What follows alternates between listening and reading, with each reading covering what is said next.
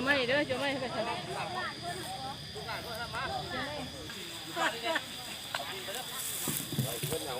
เอาตีนมาตีนไปก่อนอันนั้นมีสองสามเหล็กเนี่ย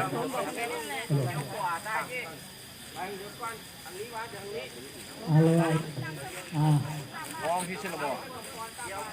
ท่านครูคำนวณเยอะทางนี้เยอะทางนี้ครูพิธีที่แล้วก็โต๊ะแถวหน้าจะผ่านไปนี่ก่อตั้งหวนไว้ให้เจ้าภาพพิธีพวกนี้เรากำไรก้อนเนี่ยมาฟังนี่เลย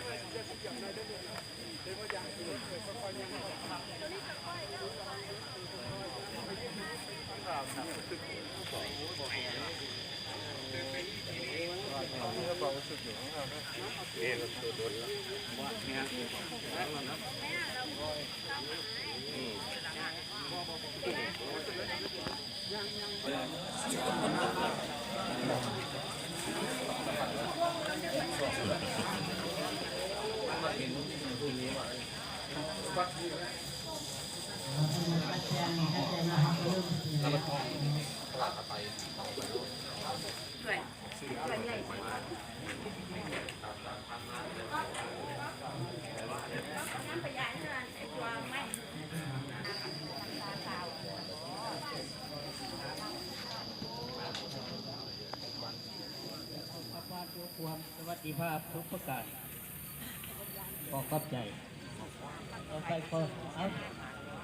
อันที่ได้ผ่านไปแล้วผ่านรายชื่อนะมาใหญ่ยูซิแจเจ้าภาพจากเจ้าสถาที่ถวายต้นเงินและพระไก่สำหรับจัวบนไม้เข้าไปจัวบนไม้แล้วกันแม่ข่าวบอกแม่ข่าวบนไม้เนาะต่อไปคนนิมนต์พระอาจารย์เนาะไปพิจารณาพระบางสกุลเอาคนนิมนต์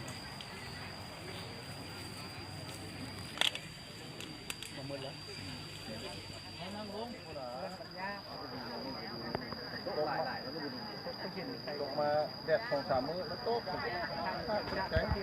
ก็เป็นเบิ่งท่าทีคล้ายกับเท่าแก่ขนาด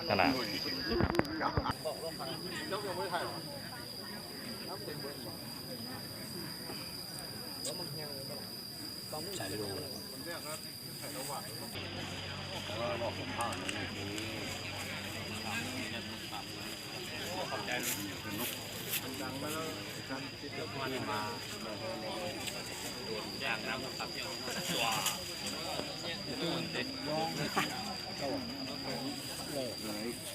ลยแม่โอ้ยากเป็นที่สุดมันกินโอ้มา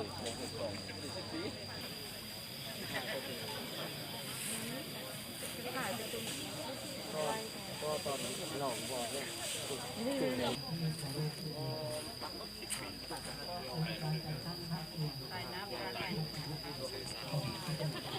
ลูกไข่หนัก